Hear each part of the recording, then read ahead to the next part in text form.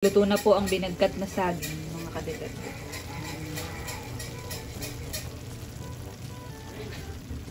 Dala-dala ko na po itong listahan dahil ngayon po ay Sahod Day. Sahod Day. Sahod Day, Bulbogs.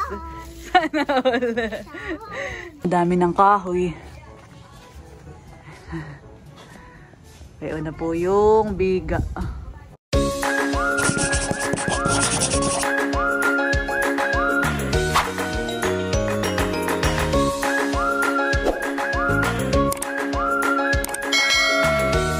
Hello po mga kadilag, magandang araw po at welcome back sa aming YouTube channel. So for today's vlog ay papunta po ako sa poblasyon dahil bibili po ako ng pangmerienda ng mga nagtatrabaho po dito sa bahay. Bali ngayon po ay Sahod Day mamaya, tapos po ay ika 2 weeks na po na pagtatrabaho po dito sa amin. Narito na po ako sa bahay mga kadilag at nakabili na din po ako ng pangmerienda. Simula na din po ang trabaho dito. Meanwhile, naka-lunch break po sila mga kadilag. Ayan, bali ang ginagawa na po ngayon ay pagbibiga.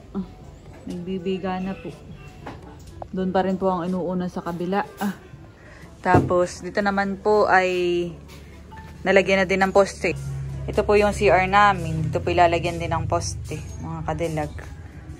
Kaya hinuli po ito nalagyan ay para kami may magamit. Pero sa ngayon kanananay po kami nakikigamit ng toilet. Narito na po ako sa kusina at magluluto na po ako ng merienda. Bali ang lulutuin ko ay binagkat na saging. So last week ay binagkat na kamote ang merienda. Ngayon naman ay saging mga kadilag. Ngayong hapon na din ito merienda at kaninang umaga ay tinapay po ang merienda.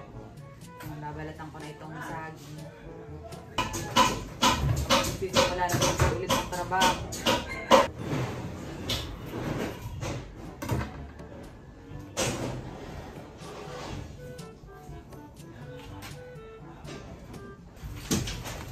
Nabalatan ko na po itong saging. Yun naman ay yung akin na hiluwain.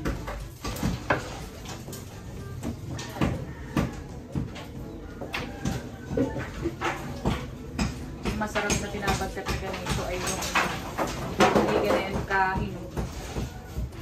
Ang saktuhan na.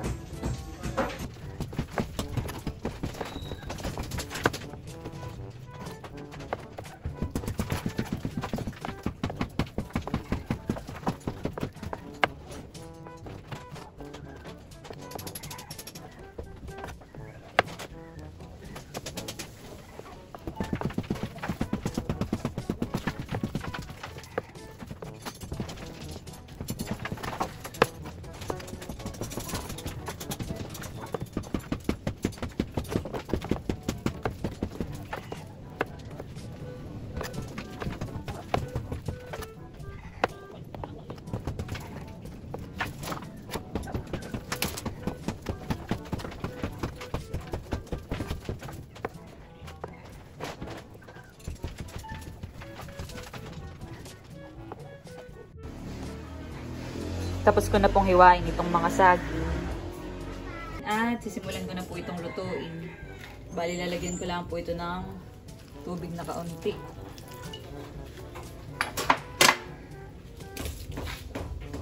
Tapos po ay asin.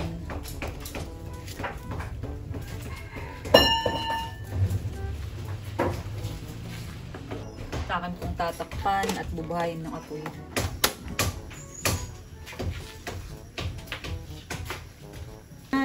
Tingnan ko na po. Bigyan na po kagad yung tubig. Mabilis lang maluto pag saging, mga kadilag. Ito po ay lalagyan ko na yan ng kakanggata.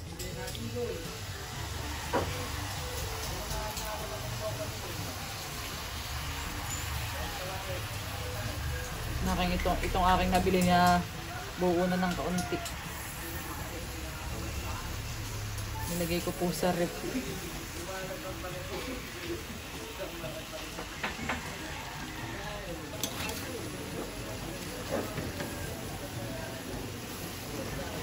Buo. Ang gata. Ngayon naman po ay lalagyan ko ng star margarine.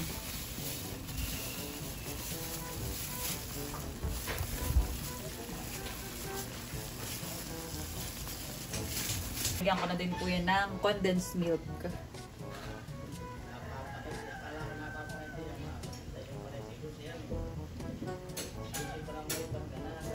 Kalahati lang mga kadilag. Kakunti yung saging.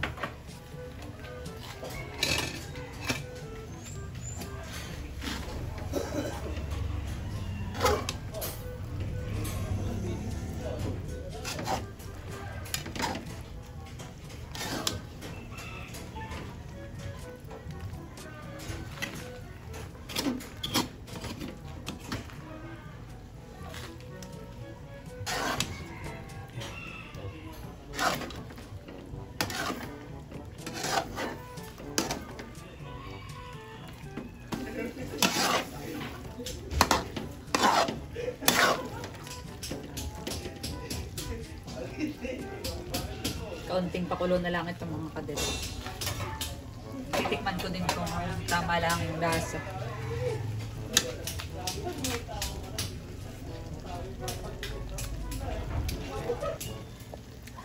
Medyo matabang pa. Lalagyan ko din po yan ng kaunting asukal.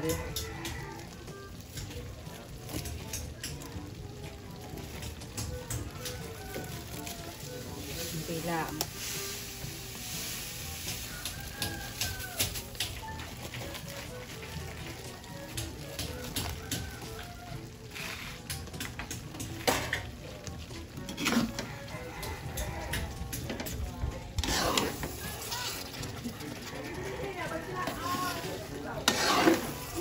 Ang saging pala ay hinog.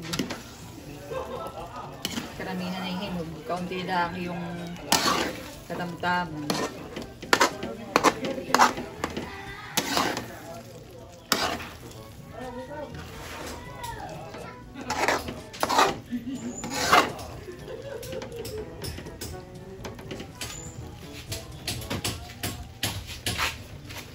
Tingnan ko po ulit.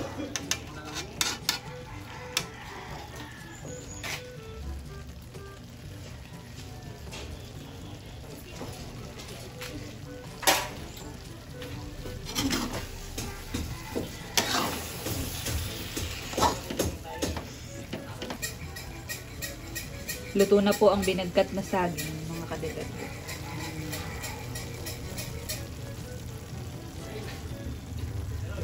Pinatay ko na po yung apoy. Ito na po ang binagkat na saging. Ito na po yung binagkat na isaling ko na sa lagayan. Yan mga kadilag. At by di po si ma'am. Tinitingnan yung ginagawa. Yun na yung bigaw sa kabila, mamahan. Ha? Lalagyan sa gitna. Ah, sa gitna. Kasi palibot ka din yan.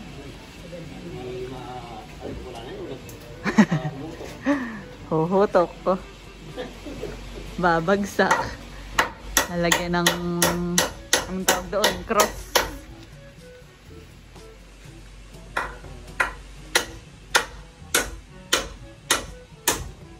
Makakalculate na kung ilan ang kulang pa na bakal.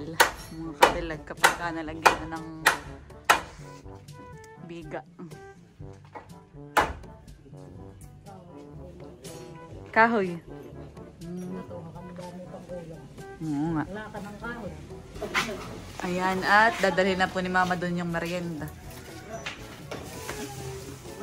Merienda time muna.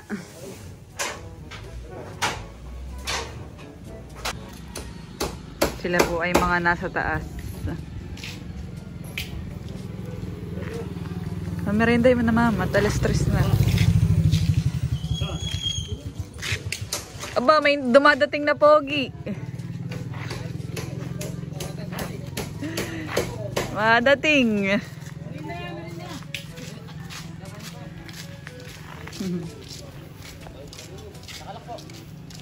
Si Ogag. Binata na si Ogag, mga kadilag. Kung naaalala ninyo dati, maliit lang si Ogag. Liligong Agus.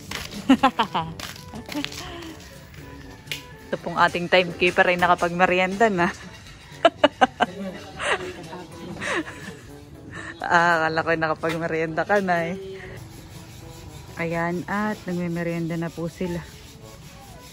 Ba, dito pala sa kabila, madami na ding nagagawa mga kadilag. Oh, malapit na din tong matapos.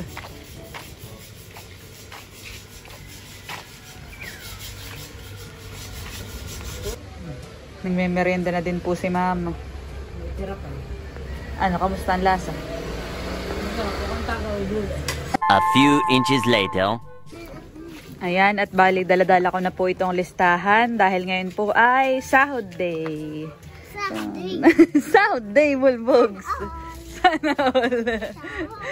Nagsipag-uwian na po yung mga nagtatrabaho. Bali, napasahod ko na din po. Kalori sila katakuan ng kahoy. Oh, para mabilang po nila kung ilan pang kulang. Han. Kukulangin daw po sa Coco Lumber. Ito na po ang kanilang nayari ngayon. Bali, nakapagbiga na po sila dito. Sa kabila. Oh, ilang days na daw laang po at bubuhusan na. Ito po ang kanilang natrabaho ngayong linggong ito. Bali, nakapagbiga na po sila. So, ang pasok nila ay 4 na araw laang. Lahat-lahat. Dahil may 2 araw doon na half day. Tapos bukas mga kadilagay kanilang rest day. Pahinga bukas. Tuwing Sunday, wala po silang pasok. So, yan ako ipapasok dito sa loob. Madami ng kahoy. Ayun na po yung biga. Isa, 2, sa itong area na ito. Kinis nung poste. Dito pa po ang kukulangan daw ng kahoy. Kaunti na daw laang po, sabi ni Kuya Unad, nung pong foreman ay makakapagbuhos na po sila. Hoy, Kilay, baka malaglag ka dyan. Kung sana may pauli-uli. Talagang ikaw, Kilay, ha? Ano, nagugutom ka na naman? Naghihilahod.